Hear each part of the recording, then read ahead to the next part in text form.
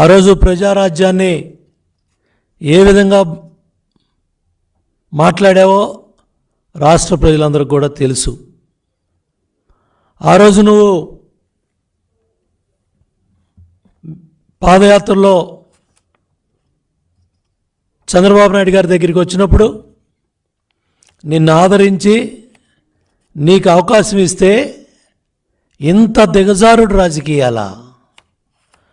5 ఏళ్ల తెలుగుదేశం ప్రభుత్వ హయాంలో విజయవాడ నగర అభివృద్ధి బ్రహ్మాండంగా పరిగెత్తింది. ఆ రోజు మేయర్గా కోనేరు శ్రీధర్ గారు, శాసనసభ్యులుగా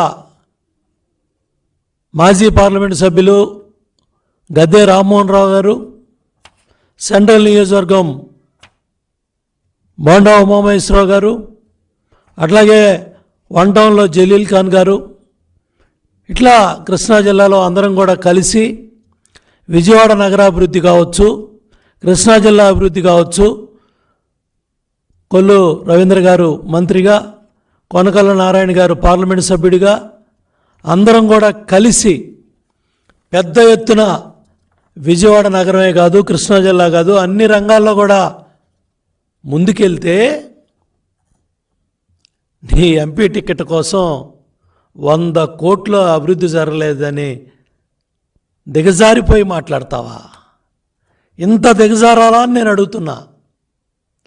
జగన్మోహన్ రెడ్డి కళ్ళల్లో ఆనందం చూడటానికి ఇంత దిగజారాలా? ఇంత దౌర్భాగ్యపు రాజకీయాలా? ఇంత తప్పుడు రాజకీయాలా? 8 సెప్టెంబర్ 2023 దేశంలో నిజాయితీ ఉన్న కొద్దిమంది నేతల్లో తెలుగుదేశం పార్టీ అధినేత చంద్రబాబు నాయుడు గారు ఒకరని ఎంపీ కేశినేని నాని అన్నారు.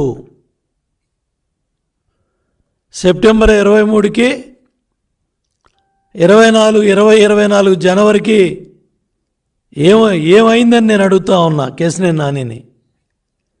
ఇవాళ ఇంత దిగజారాలా అని అడుగుతున్నా. నువ్వు ఆ రోజు ట్రాన్స్పోర్ట్ ఎవరైతే అధికారులతో విజయవాడలో గొడవ జరిగినప్పుడు నీ బళ్ళు సీజ్ అయ్యి నీ వ్యాపారంలో నష్టం ఉండి మీకున్న ఇబ్బందుల్లో మీరు వ్యాపారాన్ని వదులుకుంటే దాన్ని నాయకుడికి తెలుగుదేశం పార్టీకి ఆపాదిస్తారా? గత కొన్ని సంవత్సరాలుగా నోటికి ఇష్టం వచ్చినట్టు పార్టీ నాయకుల్ని, ఇన్ఛార్జీల్ని, గొట్టంగాళ్ళని అన్నిటికన్నా కూడా 53 రోజులు చంద్రబాబు నాయుడు గారు రాజమండ్రి సెంట్రల్ జైల్లో ఉండి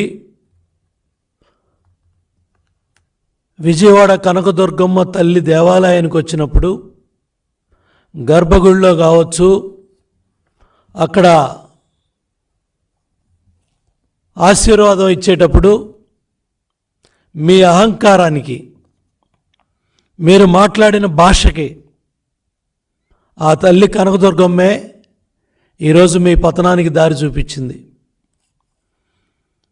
ఒక జాతీయ అధ్యక్షులు కుటుంబ సభ్యులతో కనకదుర్గమ్మ దేవాలయానికి వస్తే మీ అహంకారక పూరిత వైఖరితో ఆ రోజు మీరు ఆడిన దుర్భాష కానీ, మీరు మాట్లాడిన మాటలు కానీ ఆ రోజే మీ పతనానికి నాంది పలికాయి. మీ అహంకారం, మీ దుర్భాషలో ఇవాళ మీ పతనానికి దారితీసాయి. ఒక అవినీతి పరుడు పంచన చేరి తెలుగుదేశం పార్టీ నాయకుడిని ఇవాళ యువగళం పాదయాత్రలో 3132 కిలోమీటర్లు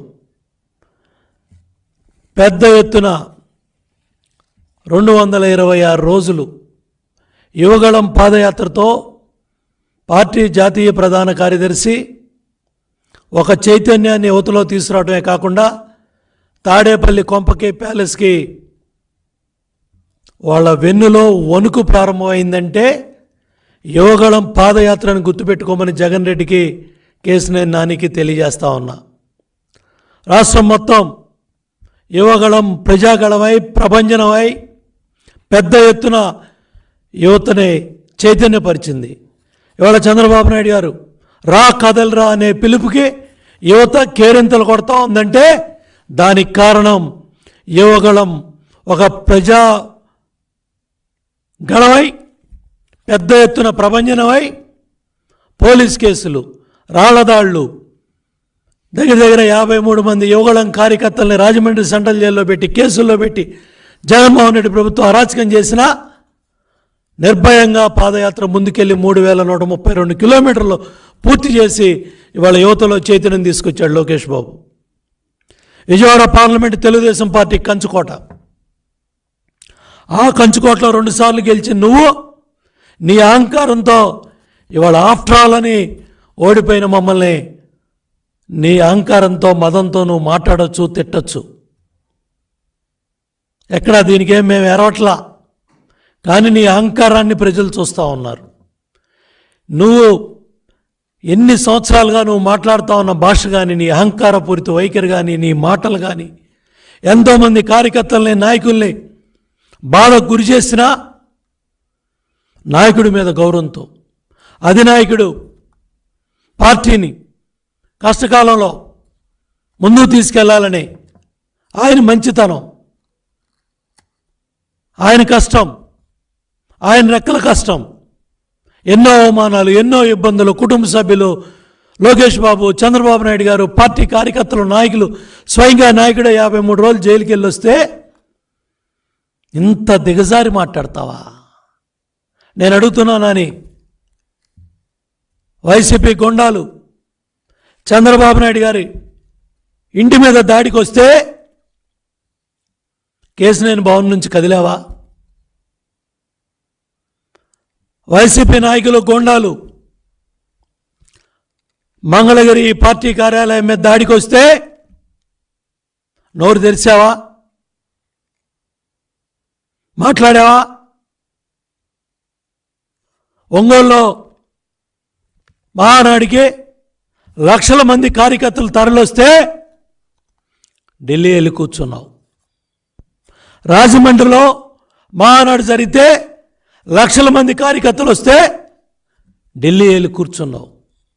ఇవాళ నువ్వు అనుభవిస్తున్న ప్రోటోకాలు, ఇవాళ నువ్వు అనుభవిస్తున్న భోగాలన్నీ కూడా పార్టీ కార్యకర్తల నాయకుల స్వేదం. గుర్తుపెట్టుకో. నేను 4 సార్లు గెలిచిన, ఒకసారి 5 ఏళ్ళు మంత్రి అయినా అది కార్యకర్తల నాయకులు కష్టం. చంద్రబాబు నాయుడు గారు ఇచ్చిన బీఫామ్, చంద్రబాబు నాయుడు గారు ఇచ్చిన నాయకత్వం చర్మం ఒలిసి చెప్పులు కుట్టినా తెలుగుదేశం పార్టీకి మన రుణం తీరదు. ఎంతోమంది, ఎన్నో లక్షల మంది ఎమ్మెల్యేలు అవ్వాలనో, ఎంపీలు అవ్వాలనో, ప్రజాప్రతినిధులు అవ్వాలనో ఎంతోమంది నాయకులు కోరుకుంటారు. కానీ చంద్రబాబు నాయుడు గారు నాకు 5 సార్లు అవకాశం ఇచ్చారు, నీకు 2 సార్లు అవకాశం ఇచ్చారు. గెలిచిన మతంతో, అహంకారంతో ఇవాళ చంద్రబాబు నాయుడు గారిని దుర్భాషలాడతావా? లోకేష్ బాబు గారి గురించి మాట్లాడతావా? సిగ్గుపడాలి నువ్వు. మంగళగిరిలో ఛాలెంజ్ తీసుకున్నాడు ఆయన కేవలం కొద్ది రోజుల ముందు. ఎప్పుడూ గెలవని మంగళగిరిలో గెలవాలి అనే పట్టుదలతో అక్కడెళ్ళి దెబ్బతిన్నా కూడా బెబ్బుల్లాగా తిరిగి ఆ మంగళగిరి నియోజకవర్గాన్ని తెలుగుదేశం పార్టీ కంచుకోటగా తయారు చేశారు. ఇవాళ అక్కడ కరకట్ట కమల్ హాసన్, లోకేష్ బాబు చేస్తా ఉన్న అభివృద్ధి కార్యక్రమాలకి, కార్యకర్తలకి, నాయకులకి, ప్రజలకి చేస్తా ఉన్న సంక్షేమ కార్యక్రమాలు చూసి తోక ముడిసే కరకట్ట కమల్ హాసనే పార్టీకి రాజీనామా చేసి జెండా ఎత్తి వేరే పార్టీకి వెళ్ళిపోయే పరిస్థితి కల్పించాడు అక్కడ. దట్ ఈజ్ నాయకత్వం అంటే. ఇవాళ విజయవాడ లాంటి బలమైన కంచుకోటలో తెలుగుదేశం పార్టీ బలమైన కంచుకోట ఎంపీ నియోజకవర్గంలో 2 సార్లు నీకు అధినాయకుడు టికెట్ ఇస్తే ₹1 7 ఇన్ఛార్జీలు 2019లో జరిగిన ఎన్నికల్లో వైసీపీ ఎమ్మెల్యేలతో లాలూచీపడి నందిగామ ఎమ్మెల్యే నిజాయితీ పరుడా? వసూల్ బ్రదర్స్ నీ కళ్ళకి నిజాయితీ పరులుగా కనపడుతున్నారా? జగ్గయ్యపేటలో మాట్లాడావు, అవినీతి గురించి మాట్లాడావు. నందిగాంలో వసూల్ బ్రదర్స్ అవినీతి మాట్లాడావు. 1000 కోట్లు దోపిడీ చేసిన మైలవరం ఎమ్మెల్యే వసంత కృష్ణరాజు ప్రసాద్తో ఆర్థిక వ్యవహారాలు, ఫైనాన్స్ వ్యవహారాలు, లాలూచి వ్యవహారాలు, ఒకళ్ళ చేతి మీద ఒకళ్ళు వేసి రిబ్బన్ కటింగులు చేస్తారు. ఎన్నికల ముందే లాలూచి పడతారు. నువ్వా మా నాయకుడి గురించి మాట్లాడేది? నువ్వా మా లోకేష్ బాబు గురించి మాట్లాడేది? 1 టౌన్లో కొబ్బరి చెప్పుల మంత్రి అవినీతి పరుడు అన్నావు. ఆ అవినీతి పరుడు కారు తోలుతా ఉంటే ఇవాళ తాడేపల్లి కొంపకెళ్ళి చిలక పలుకులు పలుకుతావా?